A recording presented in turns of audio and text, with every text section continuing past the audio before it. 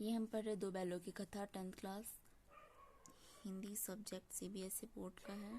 Chapter first क्षितिज का दो बैलों की कथा। यहाँ पे हमने 1 और 2 पार्ट कंप्लीट कर लिया था, जिसमें हमने पढ़ा था कि झुर्री ने अपने बैलों को जो उनके साला थे उनको बेच दिया था और वो वहाँ से पहले में भाग आए थे। फिर उनके साला उसको लेकर गए थे। फिर दूसरी बार जो उसके साला की बेटी थी उसने दोनों बैलों को भागने में मदद करी थी और दोनों भागकर एक खेत में आ गए थे, क्योंकि उन्हें रास्ता नहीं मालूम था और रात को भागे थे तो उन्हें रास्ता समझ में भी नहीं आ रहा था। और एक मटर के खेत में दोनों मटर खा रहे थे। अब हम उससे आगे पढ़ेंगे थर्ड भाग में। अरे यह क्या, कोई सांड दौड़ता चला आ रहा है। हाँ, सांड ही है। वह सामने आ पहुंचा। दोनों मित्र बगले झांक रहे। सांड पूरा हाथी है, यानी कि बहुत ही बड़ा था। उससे भिड़ना जाना ही हाथ धोना है, क्योंकि सांड तो डायरेक्ट मारते हैं एकदम बहुत जोरदार और इतने बड़े होते हैं कि दोनों डर गए। लेकिन ना भिड़ने पर भी जान बचती नजर आती है। हम उससे लड़ेंगे नहीं तो हम बच जाएंगे, ऐसा वे सोचते हैं। इन्हीं की तरफ आ भी रहा है। कितनी भयंकर सूरत है, ऐसा वो बोलते हैं कि जो सांड थे वो कितना भयंकर दिखता है। मोती ने मूक भाषा में कहा, बुरे फंसे हम दोनों तो, जान बचेगी, ऐसा वो दोनों सोचते हैं। कोई उपाय सोचो। वो अपने आप को बचाने के लिए कोई आइडिया सोचते हैं। हीरा ने चिंतित स्वर में कहा, अपने घमंड में भूला हुआ आरजू विनती ना सुनेगा, भाग क्यों ना चले हम, ऐसा उनको बोलता है। क्योंकि वो था भी तो घमंडी सांड, वो सुनेगा नहीं, ऊपर से मारेगा वो अलग। इससे अच्छा है कि हम दोनों काम करते हैं, भाग जाते हैं। और भागने का वो दोनों डिसाइड करते हैं, बजाय कि वो उनसे लड़े। ठीक है, भागना कायरता है। वो उसको बोलता है, तो फिर यहीं मरो बंदा।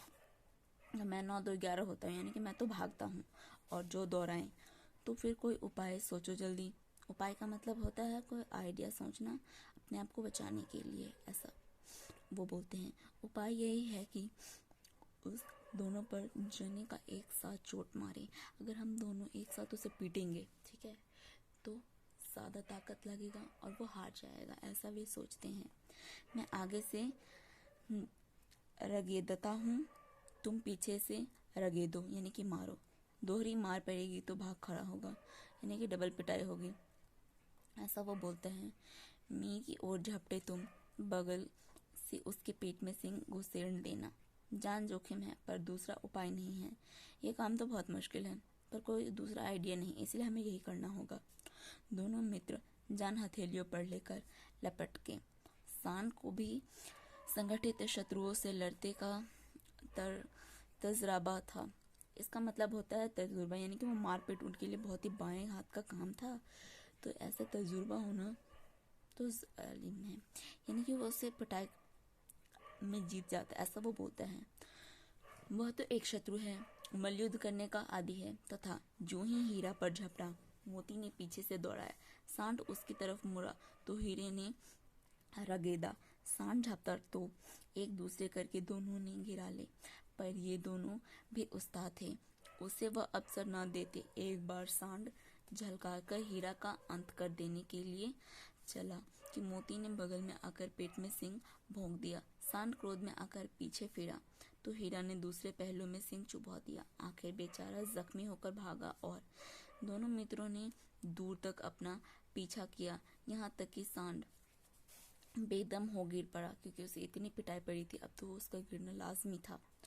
तब दोनों ने उसे छोड़ दिया, क्योंकि वो अब ऐसी हालत में हो गया सांड कि वो लड़ाई करने के बिल्कुल न मूड में था, न उसकी ऐसी हालत थी, तो इसीलिए वो वहीं पर पड़ा रहा। दोनों मित्र विजय के नशे में झूमते हुए चले गए।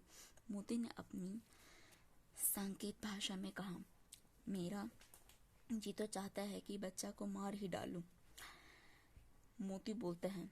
हीरा ने तिरस्कार किया, गिरे हुए बैरी पर सिंह न चलाना चाहिए। ठीक है, यानी कि वो पहले मुरझे था, बेहोश था, ऐसी हालत, ऊपर से तुम मारने की बात करते हो। यह सब ढोंग है, बैरी को ऐसा मारना चाहिए कि फिर वो ना उठ जाए, यानी कि लड़ाई करने के लिए। अब घर कैसे पहुंचेंगे वह सोचा, पहले कुछ खा ले तो सोचे, क्योंकि लड़ाई करके थक गए थे, उन्हें फिर से भूख लगी थी, अब वो खाना चाहते थे दोबारा। तो वो ना इधर उधर देखने लगे। सामने मटर का खेत था जिसमें उसने पहले खाया था। मोती उसमें घुस गया। हीरा मना करता रहा, पर उसने एक न सुनी। अभी 2-4 ही ग्रास खाए थे, जैसे घास नहीं मटर होना चाहिए, कुछ भी लिख देते हिंदी वाले। कि 2 आदमी लाठियां लिए दौड़ पड़े और दोनों मित्र को घेर लिया। जिसका मटर का खेत था, जिसमें मटर उन्होंने उगा रखे थे, उसने तो देख लिया। अब उसके पीछे मारने के लिए दौड़े। हीरा तो मेड़ पर था, यानी कि खेत के साइड में, और मोती खेत के अंदर था, तो उसको निकलने में टाइम लगा और ये जल्दी भाग गया। मोती सींचे हुए, यानी कि अब वो अंदर था ना, तो उसे भागने में, निकल कर भागने में टाइम तो लगेगा ही। और हीरा तो भाग गया, खेत में था, उसके खूंट खींचर में फंस गए। जो मटर का पौधा होता ना, छोटा छोटा, ऐसे जाले जाले से बने हुए, उसमें ना जो मोती था उसका पैर इसमें फंस गया, ना भाग सका। पकड़ लिया। हीरा ने देखा संगी संकट में है, यानी कि साथी, तो लौट पड़ा। फंसेंगे दो तो दोनों फंसेंगे। रखवालों ने उसे भी पकड़ लिया। हीरा आया था मोती को बचाने के लिए, अब मोती भी उसके साथ फंस गया और दोनों आदमी ने इन दोनों को पकड़ लिया और अपने साथ ले गए। प्रातःकाल, यानी कि अगली सुबह, दोनों मित्र कांजी होश में बंद कर दिए गए।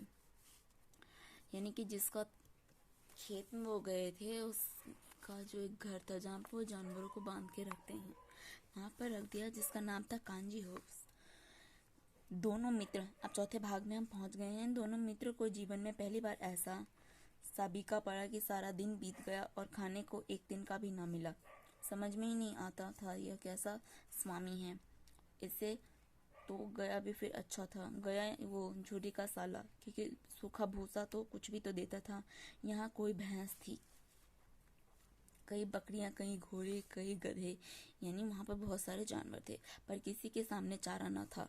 सब भूखे ऐसे बैठे थे, सब जमीन पर मुर्दों की तरह पड़े थे। कई तो इतने कमजोर हो गए थे कि खड़े भी नहीं हो सकते थे। सारा दिन दोनों मित्र फटाक की ओर टकटकाने लगे, यानी कि देखने लगे एक दूसरे को, क्योंकि वे भी भूखे थे। दोनों बैल और वहां पे जितने जानवर थे सब भूखे थे। ये देखकर उसे बहुत ही हैरानी हुई। ताकते रहे, ताकने का मतलब होता है देखते रहे, पर कोई चारा लेकर आता न दिखाई दिया। तब दोनों ने दीवार की नमकीन मिट्टी चाटनी शुरू करी, पर इससे कोई तृप्ति होती नहीं, बिल्कुल नहीं, क्योंकि मिट्टी है और खाना तो अलग होता है। रात को भी जब कुछ भोजन न मिला तो हीरा के दिल में विद्रोह की ज्वाला दहक उठी। मोती से बोला, अब तो नहीं रहा जाता मोती। मोती ने सिर लटकाए हुए जवाब दिया, मुझे तो मालूम होता है प्राण निकल रहे हैं, क्योंकि मोती को भी बहुत भूख लगा था और हीरा को भी। इतना जल्दी किस्मत ना हारो भाई, यहाँ से भागने का कोई उपाय निकालना चाहिए। आओ दीवार तोड़ कर डाले, मुझसे तो अब कुछ नहीं होगा। बस इसी बात पर अकड़ते रहते। सारी अकड़ निकल गई, क्योंकि पहले वो भाग गए थे, अभी वो भागने का प्लान बना रहे हैं। बारह की दीवार कच्ची थी जहाँ पर उनको बांधा गया था, वो इतनी कच्ची थी। हीरा मजबूत तो था ही, अपने नुकीले सिंग दीवार में गड़ा दिए और जोर मारा तो मिट्टी का एक चिप्पड़ निकल आया, यानी कि जो दीवार था ना, उसने अंदर से सिंग मारा तो एक चिप्पड़, यानी कि थोड़ा सा छेद हो गया और वो बाहर की तरफ जमीन पर गिर गया। फिर तो उसका साहस बढ़ा, अब उसको खुशी हो गई कि अब तो ये गिर ही जाएगा अगर मैं इसको और मारूंगा तो। इसने दौड़ दौड़ कर दीवार पर चोट की ओर, हर चोट में थोड़ी थोड़ी मिट्टी गिरने लगी।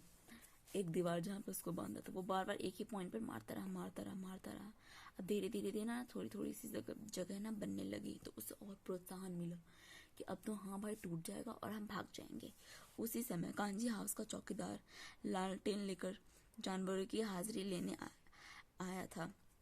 हीरा का उजड़ापन देखकर उसने कोई डंडे और रसीद की और मोटी सी रस्सी से बांध दिया।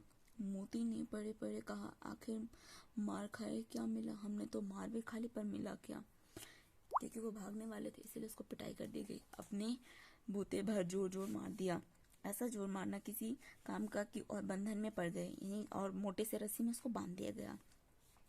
जोर तो मारता ही जाऊंगा, चाहे कितनी भी बंधन पड़ती जाए, जान से हाथ धोना पड़ेगा। अब तो लगता है हम मर ही जाएंगे, ऐसी हालत कर दी हमारी।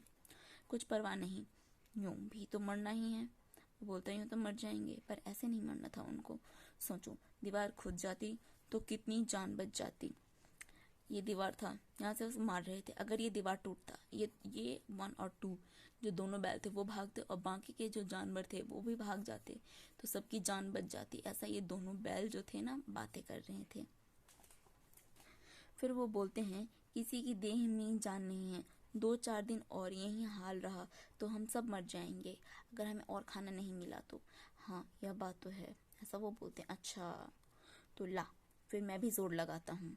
अब वो बोलता, सही बात है भाई, मैं भी तेरी हेल्प करता हूँ। मोती ने दीवार में उसी जगह सिंग मारा, थोड़ी सी मिट्टी गिरी, फिर हिम्मत बढ़ी। फिर वह दीवार में सिंग लगाकर इस जोर करने लगा मानो किसी की प्रतिद्वंदी से लड़ रहे हों। आखिर कोई 2 घंटे की जोर आजमाई की दीवार ऊपर के लगभग 1 हाथ गिर गया। उसने दूनी शक्ति से दूसरा धक्का मारा तो आधी दीवार गिर गई। अगर वो बड़ी सी दीवार थी ना तो वो आधी जमीन पर गिर गई। अब वो भागने के लिए इतना तो काफी था। अभी तक ज्यों के त्यों खड़े थे बाकी के दीवार। हीरा ने पूछा, तुम दोनों क्यों नहीं भाग जाते हो?